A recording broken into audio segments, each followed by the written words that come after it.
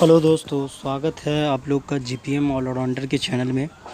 तो आज हमारा है बात करने जा रहे हैं बैरियर ऑफ कम्युनिकेशन में। मेरा नाम है मोहम्मद ताजुद्दीन और प्यार से मुझे लोग कहते हैं ताज। तो आज हम लोग स्टार्ट करने जा रहे हैं बैरियर ऑफ कम्युनिकेशन। तो इससे पहले के वीडियो में आप लोग को मिल गया था इफ़ेक्टिव कम्युनिकेशन के बारे में, मतलब कम्युनिकेशन को प्रभावी कैसे बनाया जाए। अब बात आता है कि कम्युनिकेशन में कैसा कैसा बैरियर आता है, डिफ़िकल्टी आता है, यानी मतलब किस प्रकार से उसमें डिसरप्टिंग आता है, मतलब कोई गड़बड़ी या कोई बैरियर आता है। जैसे आप लोग कहते हैं यहाँ बैरियर आ रहा है, जैसे आप लोग साधारण भाषा में सुने होंगे वहाँ बैरिकेडिंग लगा दिया गया, मतलब बैरियर लगा दिया गया, मतलब डिफ़िकल्टी आ रही है कम्युनिकेशन में। तो आज हम बैरियर के बारे में बता सकते हैं। तो हमारा क्या सब बैरियर है। मतलब एक ह्यूमन लाइफ को बेटर कम्युनिकेशन के लिए कम्युनिकेशन को एक अच्छा प्रोसीजर देना पड़ेगा, एक अच्छा प्रोसेस देना पड़ेगा। इसके लिए क्या होता है कि communication is essential for human survival and success.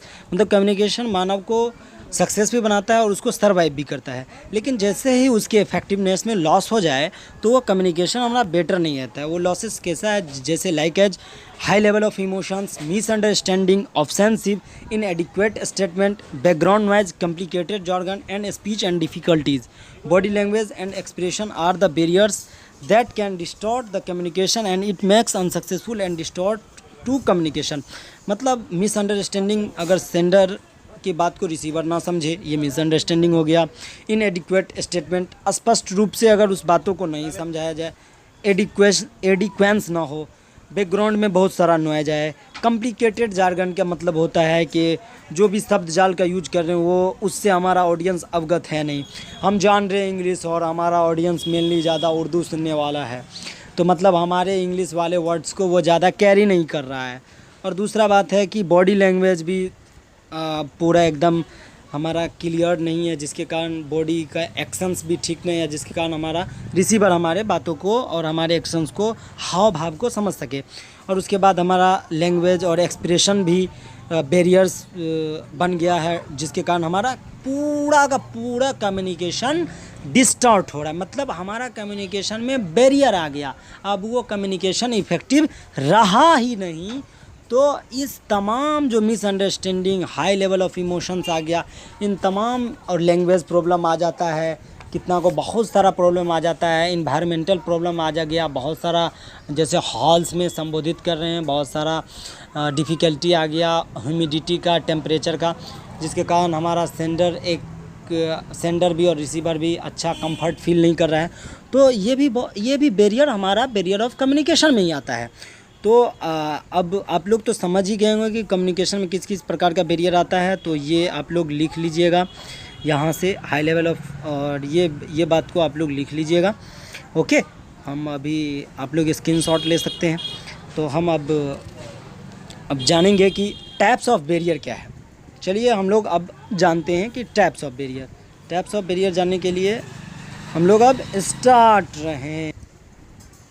देखिए, एक प्रकार से हम कह सकते हैं कि टाइप्स ऑफ बैरियर जैसे एक्सटर्नल या mechanical barrier, physical barrier, semantic barrier, emotional barrier, ये सब हमारा एक तरह से बैरियर्स है, हमारे कम्युनिकेशन का बैरियर्स है। अब हम लोग जानते हैं कि एक्सटर्नल या मैकेनिकल बैरियर क्या है। तो एक्सटर्नल या मैकेनिकल बैरियर के मतलब आप समझ जाइए कि अगर कोई भी डिवाइस मेरा डिफेक्ट है, मतलब कोई डिवाइस मेरा डिफेक्ट है, जैसे टेलीफोन आपका डिफेक्ट हो गया, जैसे फिडिलिटी ऑफ ट्रांसमिशन, मतलब सेंडर अपनी बातों को एक बढ़िया से रिसीवर तक नहीं पहुंचा पा रहा है।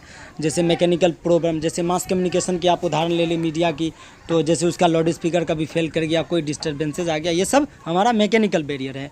और इसी को एक्सटर्नल बैरियर कर सकते हैं। एक्सटर्नल बैरियर इसलिए कह रहे हैं क्योंकि ये सेंडर और क्योंकि not under control by sender and receiver. External और मैकेनिकल बैरियर सेंडर और रिसीवर के कंट्रोल में है ही नहीं, हमारे कंट्रोल से बाहर है। अब हम जिस डिवाइस में बोल रहे हैं, लाउड स्पीकर से हम जीपी मधेपुरा में बोल रहे हैं, तो जीपी मधेपुरा में अगर मान के चलिए लाउड स्पीकर में प्रॉब्लम आ गया, तो ऑडियंस और हमारी सेंडर और रिसीवर की रिस्पॉन्सिबिलिटी नहीं है कि वो माइक को ठीक करें, सिस्टम्स को ठीक करें। तो ये हमारा हो गया एक्सटर्नल या मैकेनिकल बैरियर्स। ओके, मतलब डिस्टरबेंसेस जो आ रहा है हमारा इंटरफेयरिंग में, फिडिलिटी ऑफ ट्रांसमिशन में, ये सब जिसके कारण हमारा बात कट कट जा रहा है, हमारा बात एक सिंपल वे में नहीं जा रहा है, तो ये सब मेरा एक्सटर्नल बैरियर हो गया। अब बात करते हैं हम लोग फिजिकल बैरियर की। फिजिकल बैरियर हो गया कि in this type of barrier physical disabilities, मतलब शारीरिक मतलब खराबियाँ, जिस प्रकार से कोई किसी को सुनने में प्रॉब्लम है, हियरिंग प्रॉब्लम्स, जैसे कोई बहरा है, अब उसके सामने अब हम अपने बात को इन्फॉर्मेशन को पहुंचा रहे हैं लेकिन उसको दिक्कत आ रही है। जैसे किसी को बोलने में प्रॉब्लम हो रहा है, डिफ़िकल्टी, स्पीच डिफ़िकल्टी, मतलब तोतला है, किसी को सुनने में, बोलने में, ये सब फिजिकल बैरियर है। जैसे फिजिकल बैरियर में ये भी आता है कि कोई बीमार है और वो अच्छा से हमारे बातों को नहीं समझने के लिए पूरा एकदम फिट नहीं है, जैसे बीच बीच में हमारा रिसीवर का मूड वेरिएशन करते रहता है, जैसे स्लीपलेसनेस है, मतलब पूरी नींद लेके नहीं किया और आ गया हॉल में, मतलब ये भी फिजिकल बैरियर ही है। अब तीसरा होता है कि सिमेंटिक बैरियर। सिमेंटिक बैरियर में लैंग्वेज डिफरेंस होता है, मतलब अब हम बंगाल गए, बिहारी बात बोल रहे हैं, मतलब हमारा लैंग्वेज डिफरेंस है। अब हम उड़ीसा गए और गुजराती बोल रहे हैं, महाराष्ट्र गए और कन्नड़ बोल रहे हैं, तो मतलब हमारा लैंग्वेज डिफरेंस आ रहा है, तो जिसके कारण हमारा प्रोनाउंसिएशन भी और मीनिंग भी क्लियरफुली समझ में नहीं आ रहा है। मतलब अगर कोई, मतलब बिहार में किसी चीज़ को बोला जाता है कि जैसे बिहार में बोला जाता है कि कोई भाषा अपना में, कि जिसका मतलब होता है यहाँ आओ, लेकिन कुछ जगह उस भाषा को हम बोलते हैं तो उसका दूसरा मीनिंग निकल जाता है, तो ये हो जाता है सिमेंटिक बैरियर। मतलब वर्ड तो कभी कभी ये होता है, वर्ड सेम होता है, जैसे आप लोग, जैसे वर्ड साइट, अब इस तीनों वर्ड्स के अलग अलग मीनिंग है, लेकिन क्या होता है, इसको बोलने में और ऑडियंस रिसीवर्स को समझने में कुछ मिसअंडरस्टैंडिंग आ जाती है। ये हमारा सिमेंटिक बैरियर, मतलब आसान से समझिए, लैंग्वेज प्रॉब्लम, प्रोनाउंसिएशन प्रॉब्लम और लैंग्वेज को समझने में जो प्रॉब्लम आ रहा है वो सिमेंटिक बैरियर्स हो गया। ओके, तो आज आप लोग ये समझ गए हैं, लेकिन अब आप लोग को एक अगर आए कि communication barrier and how to overcome them, मतलब कम्युनिकेशन बैरियर क्या है और इसे कैसे कम कर सकते हैं, तो आसान शब्दों में हम लोग जानने की कोशिश करेंगे।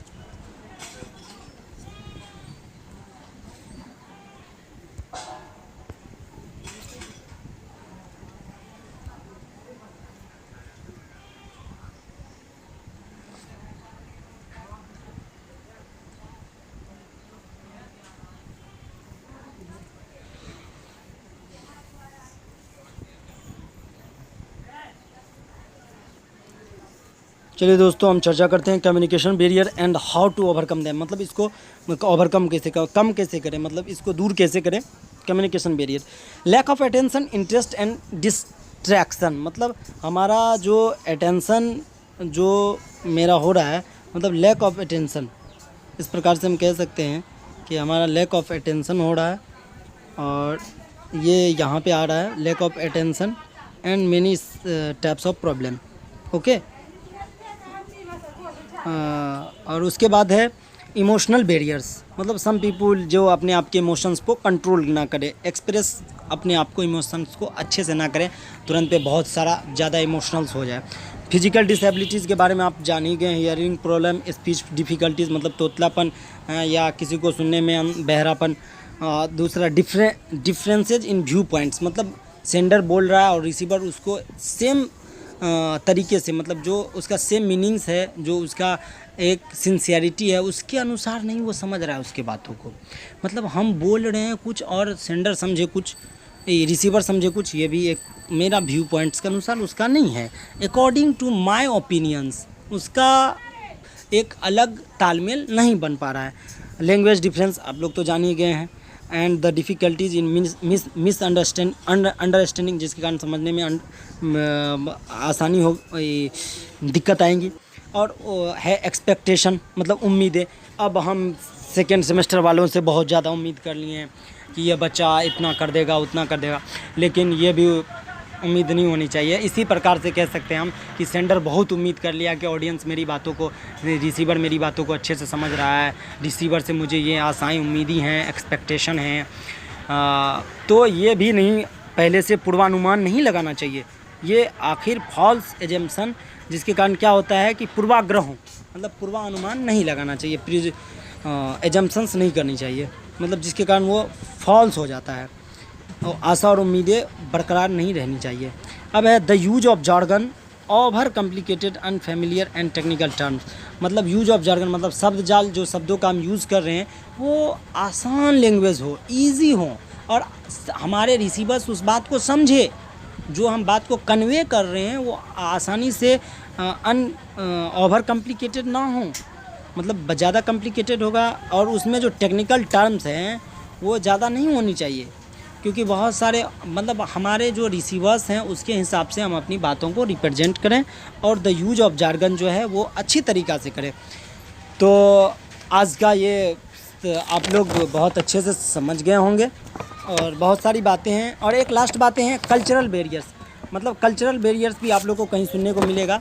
तो कल्चरल बैरियर्स क्या होता है कि ये कल्चर के क्राइटेरिया के according to cultural criteria, like as जैसे the same language used in different cultures, मतलब वही भाषा होता है उसको अलग अलग कल्चर्स में यूज किया जाते हैं, जिसका एक डिफरेंट कलर्स और मीनिंग्स होते हैं, मतलब उसके एक अलग अलग उस कल्चर्स में उस भाषा का मतलब होता है, माने होता है और वहाँ के लोग की अलग अलग उस पर राय होती है।